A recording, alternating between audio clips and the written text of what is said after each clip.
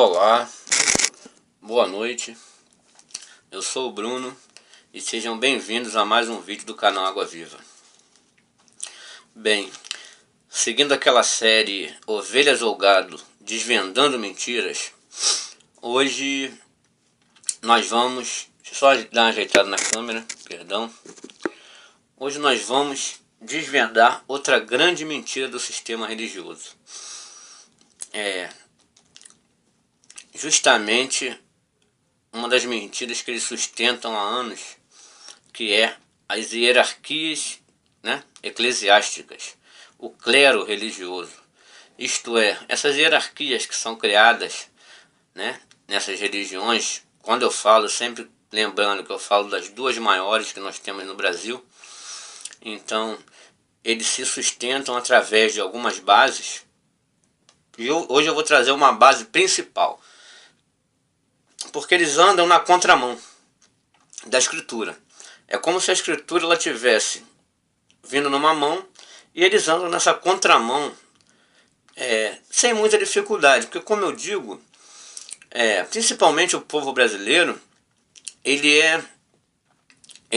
como eu digo em outros vídeos, ele não foi educado para criar sua própria opinião, apenas para repetir a opinião dos outros. Então, é isso que acontece. E para justificar essas hierarquias eclesiásticas, eles se utilizam de uma... Eu vou ler aqui da principal passagem bíblica que eles se utilizam para justificar esse clero religioso, das duas maiores religiões que nós temos no Brasil. Esses cargos hierárquicos que possuem as religiões. E eles utilizam esse texto de Efésios, é uma carta de Paulo aos Efésios, capítulo 4, versículo 11, que diz o seguinte: E ele deu uns como apóstolos, e outros como profetas, e outros como evangelistas, e outros como pastores e mestres. Eles se utilizam dessa passagem para poder justificar essas hierarquias eclesiásticas. E aí até eles criaram outras, baseados em alguns textos, porque confunde muito, porque eles escreviam em grego. Então, quando falava, por exemplo, bispo, é uma referência aos anciãos, aos idosos, Quando falava diáconos, é uma referência aos jovens. Então, mas aqui não cita esse, cita apenas deu uns para como apóstolos, outros como profetas, e outros como evangelistas, e outros como pastores e mestres. Em algumas traduções, doutores, Em algumas traduções está um pouco diferente. Mas essa é uma das principais passagens que eles se utilizam para justificar o clero religioso, as hierarquias que existem, principalmente nas duas maiores religiões que nós temos no Brasil, que todos sabem qual é: católicos e protestantes. Então, só que esse artifício que eles utilizam em tudo que eles vão falar. Eles pegam um pequeno trecho e aí trabalham através do seu próprio pensamento o que eles querem produzir a partir daquilo. Entendeu? Das suas próprias mentes. Eles pegam o trecho, lê, e aí eles vão trabalhando com o objetivo de enganar. E o povo, como não faz uma análise crítica, ele não procura, ele foi já desde pequeno, principalmente o povo brasileiro, a seguir o pensamento dos outros, não formar os seus próprios pensamentos. Fica muito difícil para desmistificar isso, para desvendar, mas nós estamos aqui para desvendar mais essa mentira. Então, antes de começar a ler, porque eu vou ler não vou ler o capítulo todo, porque eu pretendo que o vídeo seja rápido, mas eu vou ler uma grande parte, vou ler muito mais do que eles costumam ler para justificar e provar que na realidade Paulo não está dando ordenança alguma para se formar um clero religioso ou uma hierarquia eclesiástica. Muito pelo contrário, Paulo nesse texto tem um objetivo claro de dizer para que não seja feito esse tipo de coisa. E eu vou provar aqui no próprio texto, no próprio capítulo, que é isso que Paulo está fazendo, dando uma bronca nos Efésios, porque justamente eles estavam querendo criar uma hierarquia religiosa lá entre eles, nesse povo que vivia em Éfeso. Mas antes, eu estou com a Bíblia aqui, Ferreira de Almeida, atualizada no tablet. E antes de tudo, eu vou abrir agora uma passagem que é do Messias. Porque a palavra do Messias, né, é primordial. Se a gente não ouvir ele, é bem dizer, a gente não ouviu nada. Então, primeiramente, eu vou pegar Mateus 23, do qual o Messias é bem claro sobre essas coisas. Então, toda vez ele falava, nessa passagem, ele fala para os fariseus. E as pessoas têm que aprender a fazer essa relação. Quem eram os fariseus, né? Senão o sistema religioso que havia naquela época, que praticavam o judaísmo. Hoje conhecido como esse judaísmo rabínico, que nós conhecemos hoje.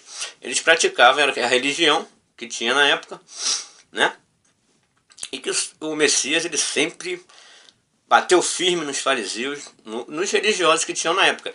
Mas se você comparar como faziam os fariseus e como fazem os religiosos de hoje em dia, você vai ver que são muito parecidos. Ele fala assim, ó, todas as suas... Eu vou ler uma parte só, mas que fica bem claro. Falando para os fariseus, para os religiosos daquela época. Todas as suas obras eles fazem a fim de serem vistos pelos homens. Compara com o que temos hoje em dia. Vê os fariseus de hoje. Pois alargam os seus filactérios e aumentam as franjas dos seus mantos. Né? Falando das roupas bonitas, né? Dessas coisas. Gostam do primeiro lugar nos banquetes, das primeiras cadeiras nas sinagogas. Compare com os dias atuais, das saudações nas praças e de serem chamados pelos homens de mestre. Agora, ele é claro, o Messias. Palavra do Messias. Vós, porém, não queirais ser chamados de mestre, porque um só é o vosso mestre. E todos vós sois irmãos. Então, eu não vou ler tudo, vou ler essa parte daqui, ele segue falando várias coisas, entendeu? E fala sobre os religiosos que falam, ó, hipócritas, porque fechais aos homens o reino dos céus, pois nem vós entrais e nem deixam que ninguém entre. Então ele fala para os religiosos, aí você compare essas características, né, dos que gostam dos melhores lugares nos banquetes, de ser visto nas praças, sentar nas primeiras cadeiras, né? Você lembra aí do seu culto, da sua igreja, né? Quem gosta, né? Eu faço fazer essa comparação.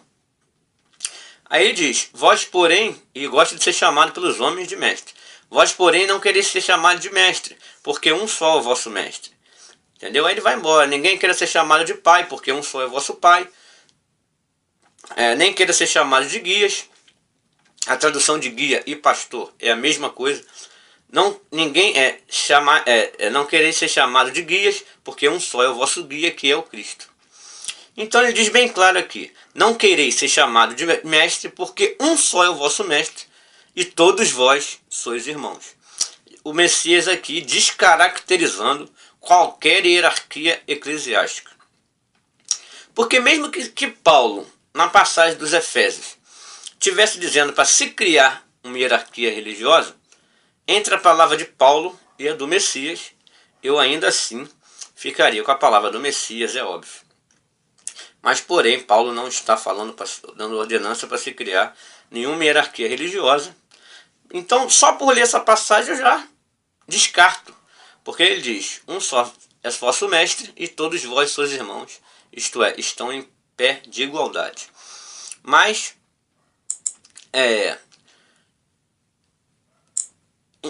eles justificam aquela passagem dos Efésios para dizer que Paulo está ordenando uma hierarquia eclesiástica. Então nós vamos pegar uma boa parte desse capítulo para desvendar essa mentira do sistema religioso. Vamos lá. Olha só. Então eu vou ler e vou explicar. Eu vou ler muita coisa, né? E vou dar umas explicações, porque para abrir a mente. Entendeu? Ó, rogo-vos, pois eu, prisioneiro no Senhor, que andeis como é digno na vocação com que fostes chamados.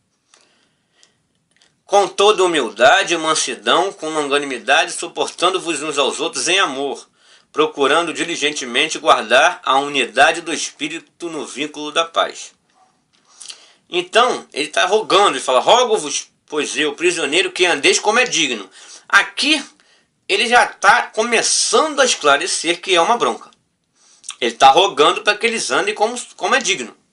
Então, então é sinal que eles não estavam andando dignamente.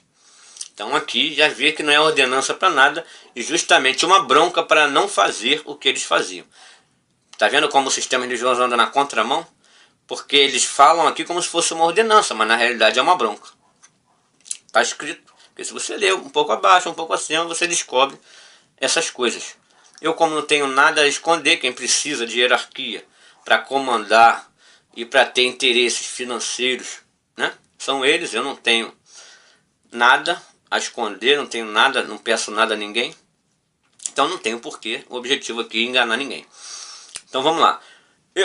Rogo-vos, pois eu, prisioneiro do Senhor, que andeis como é digno da vossa vocação com que fostes chamados, com toda humildade e mansidão, com longanimidade, suportando-vos uns aos outros em amor, procurando diligentemente guardar a unidade do Espírito no vínculo da paz. Aí ele diz, há um só corpo e um só Espírito, como também fostes chamados em uma só esperança da vossa vocação. Bem, pegando essa passagem, ele diz que há um só corpo, que esse corpo é a igreja do Salvador, do Messias, que não é feita de pedras, sim feita de pessoas. Ele diz, há um só corpo. Aí eu digo para vocês, o cristianismo dividido em várias... Só o cristianismo é dividido entre católicos, né, católicos romanos, ortodoxos. Aí o cristianismo se divide em protestantes. No Brasil, de protestantes, são mais de 20 mil denominações, só no Brasil. Então ele diz que é um só corpo. Mas, pelo que a gente vê aí, né? Então, como também fostes chamados em uma só esperança da vossa vocação, um só Senhor, uma só fé e um só batismo. Um só Deus e Pai de todos, o qual é sobre todos. Um só Deus e um só Pai, o qual é sobre todos e por todos e em todos. Isto é, ao Pai. E como disse o Messias, e todos vós sois irmãos. Mas cada um de nós foi dada a graça conforme a medida do dom de Cristo. Beleza. Por isso foi dito, subindo ao alto, levou cativo o cativeiro e deu dons aos homens. Justamente. O que significa levar cativo o cativeiro? Era aquele cativeiro que prendia o homem ao outro homem, para se chegar ao Pai. O Messias, quando morreu, ele diz, levou cativo o cativeiro e deu dons a cada um de nós. Correto? Deu dons aos homens. Aquilo que, como Paulo diz uma vez, o pacto anterior era, né? A aliança anterior era constituída de um santuário terrestre, de práticas de culto divino e de figura sacerdotal. Era. Agora, até que viesse o selo da promessa, que é o Messias. Ele levou, quando morre, cativa esse cativeiro, essa coisa que prendia um homem a outro homem, porque ele é o mediador. Por ele nós chegamos ao Pai, não por homem nenhum. E eu vou provar aqui. Conforme, olha só. Por isso foi dito, subindo ao alto, levou o cativo o cativeiro e deu dons aos homens. Agora eu pergunto, dom. O que é dom? Dom é algo que já nasce com você. Dom é algo que quando nascemos já nasce com a gente. Isso é claro. Agora, para me ter o dom, o que eu preciso fazer? Nada. Já nasceu comigo. Eu não preciso fazer nada para ter esse dom. Entendeu? Agora, eu não estou falando aqui de futebol. É claro que o garoto que nasce com dom, ele vai treinar para aperfeiçoar alguma coisa, mas isso aqui é espiritual. O dom espiritual já nasce conosco. E nós vamos aperfeiçoar, é claro, buscando. É óbvio. Mas não tendo um homem como mediador entre nós e o Pai. Não é assim que nós buscamos, né? Aprimorar esse dom. Então, agora, esse dom é dado quando eu vou no cartório, crio uma instituição jurídica com CNPJ, porque o que acontece? Eles se auto-intitulam líder, porque vai no cartório, paga, o tabelião não pergunta se o pai deu dom a ele ou não, Se o Criador deu dom a ele, simplesmente ele monta lá, abre uma porta e vai aí representar Deus na terra. Ou quando ou esse dom eu recebo quando faço um seminário, um curso de teologia. Não é isso que está escrito aqui. Está escrito que é um dom que nasce com a gente. Porque dom é o que nasce. Ora, isto ele subiu, que é senão que também desceu às partes mais baixas da terra. Aí ele fala, aquele que desceu é também o mesmo que subiu, muito acima de todos os céus, para cumprir todas as coisas. Aí vem a passagem do engano. Ele deu uns como apóstolos, e outros como profetas, outros como evangelistas e outros como pastores e mestres. Deu dons, cada um segundo a sua medida. Agora, para sermos uns sobre os outros? É óbvio que não. É claro que não. Tendo em vista o aperfeiçoamento dos santos, para a obra do ministério, para a edificação do corpo de Cristo. Não para a edificação de um só. Não para um ser maior e o outro ser menor. Para a edificação do corpo inteiro. Ele diz aqui, ó, até que todo... E tem um prazo de validade isso tudo, né? Ele falou que deu uns para mestre, outros para guia, que para que eu possa guiar, vão botar alguém, né? Porque essa pessoa precise disso. Porque diz João lá, não é contradição, mas João diz que não há necessidade que ninguém vos ensine, porque o próprio Espírito testifica sobre as coisas. Mas não é que eu não possa ensinar. Apenas João diz que não há necessidade, né? Agora, isso tem um prazo. Eu posso ensinar alguém, mas tem um prazo de validade. Ele não é meu membro, entendeu? Ele não é membro de mim, como acontece por aí, ó. Até quando eu posso ensinar alguém? Entendeu? Diz aqui, ó, até que todos cheguemos à unidade da fé e do pleno conhecimento do Filho de Deus, ao estado de homem feito, à medida da estatura da plenitude de Cristo. Tem um prazo de validade. Para que não mais sejamos meninos inconstantes, levados ao redor por todo o vento de doutrina, pela fraudulência de homens, que com astúcia enganam e tendem à maquinação do erro. Então eu posso ensinar alguém, mas tem um prazo de validade, até que ele não seja mais menino na fé. Quando ele chegar à plenitude do conhecimento do Filho, como está escrito aqui, ele vai sair para ensinar outros. Agora eles não, eles prendem as pessoas num aprisco, lá do tempo de pedra, e fica lá o mestre, ensinando, e o cara lá, 50 anos na cadeira ouvindo, e nunca chega à unidade da fé. Nunca termina esse ensinamento. Por que não termina? Porque não aprendem nada. Ele morre lá na cadeira e morre o sacerdote lá em cima. O sacerdote, o mestre lá em cima, né, do altar ensinando, e os membros lá embaixo aprendendo. 60 anos, que isso? Ele tem um prazo de validade que eu posso ensinar alguém, ó. Até que todos cheguemos à unidade da fé e do conhecimento do Filho, né?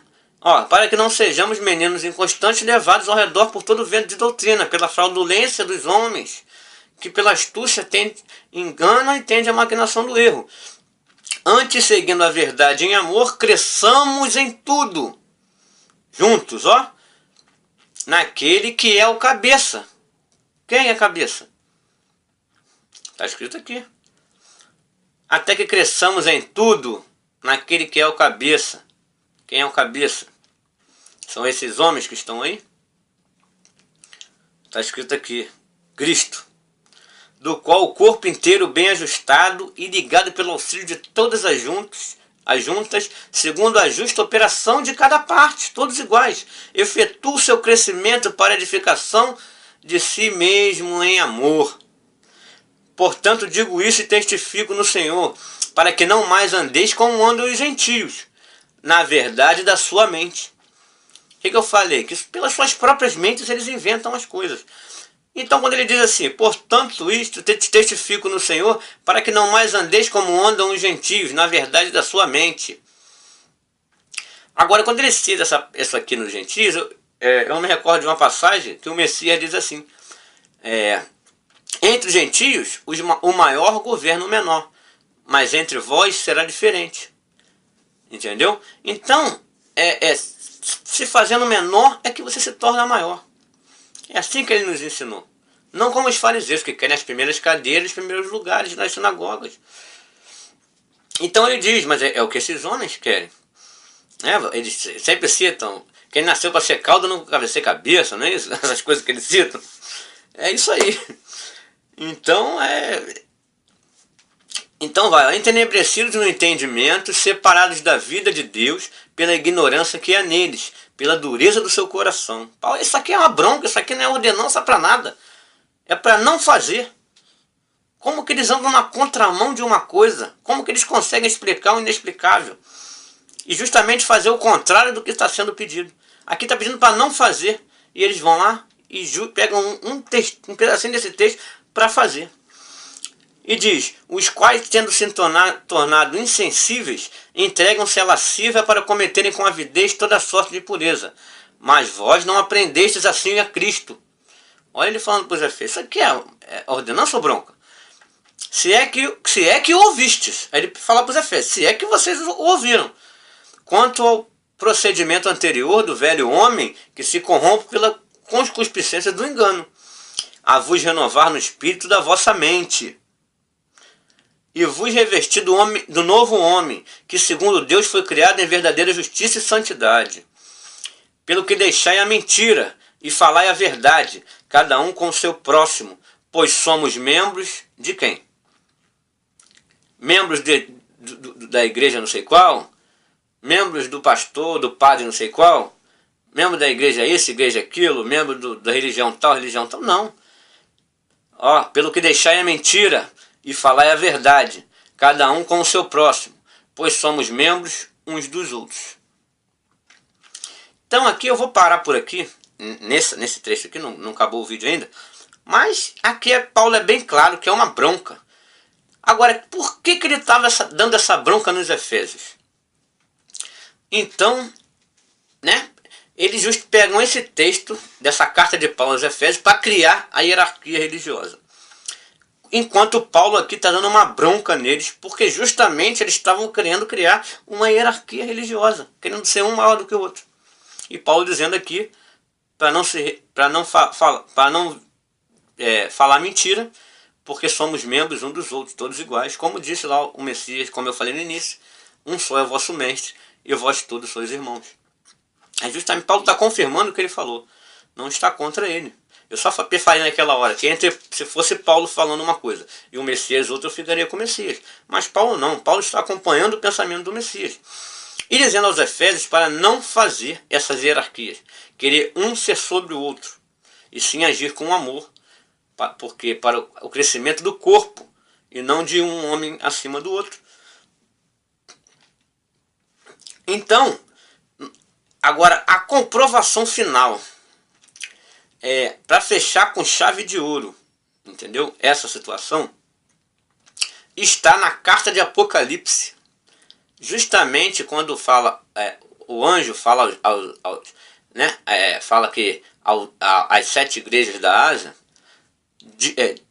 primeiramente já quero para que vocês tirem da sua mente de atrelar a igreja com o templo de pedra, porque a igreja somos nós, a habitação do Pai somos nós. Então a igreja que ele fala são as pessoas que viviam naquele lugar. Quando ele escreve as 7 igrejas, lá no Apocalipse capítulo 2, é só vocês irem lá, não vou abrir aqui agora, mas está no capítulo 2, ele lá diz os erros de cada povo daquele tempo que estava cometendo os erros. Ele, quando escreve aos Efésios, naquela carta de Apocalipse, capítulo 2, justamente ele diz: tenho contra vós que praticas a doutrina dos nicolaítas.